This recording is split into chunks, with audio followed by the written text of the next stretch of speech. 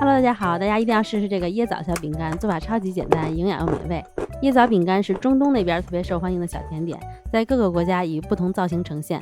今天我做的这款是沙特的椰枣饼干。沙特这款饼干的材料是我们家里都有的，做起来比较方便。这个是我在网上买的椰枣，先把椰枣上面的小揪揪还有里边的核去掉。椰枣虽然长得跟红枣有点像，但它不属于枣类，它属于棕榈科植物，是枣椰树的果实。它的营养成分很丰富，有蛋白质、脂肪、碳水化合物、维生素、矿物质等。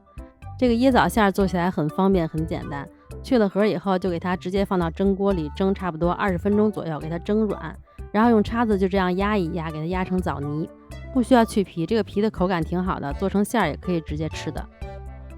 压成泥以后再加入黄油、盐和肉桂粉拌匀。如果你不喜欢肉桂粉的话也可以不加，但是加了呢，这个馅的味道上就会有些层次，比较符合中东那边的味道。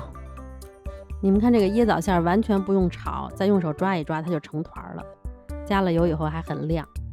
然后盖上保鲜膜放在一旁。这个饼干的面团做起来也特别简单，也不需要松弛，做好以后就直接包馅放烤箱里烤了，特别快手。先把盐、泡打粉、黄油、玉米油、糖、牛奶、蜂蜜放在一起搅拌均匀。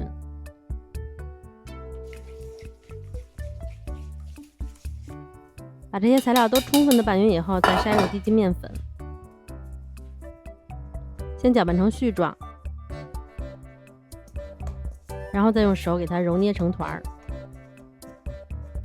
揉好的面团是这种状态的，表面看上去是比较油润的，但是你一扒开，里边是成这种沙状的。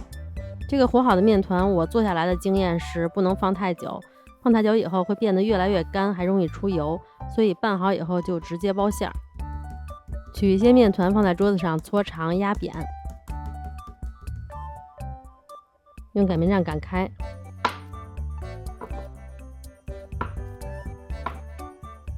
椰枣馅也给它搓长，然后放在上边。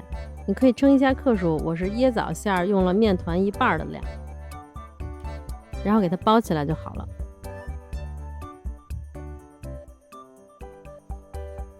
再稍微搓2下，光滑的那面冲上，然后稍微拍一拍，让它表面别圆鼓鼓的。再用叉子在上面压出痕迹，再切成大小相同的块就行了。做法是不是真的很简单？然后摆在烤盘上，放到烤箱里180度烤15分钟。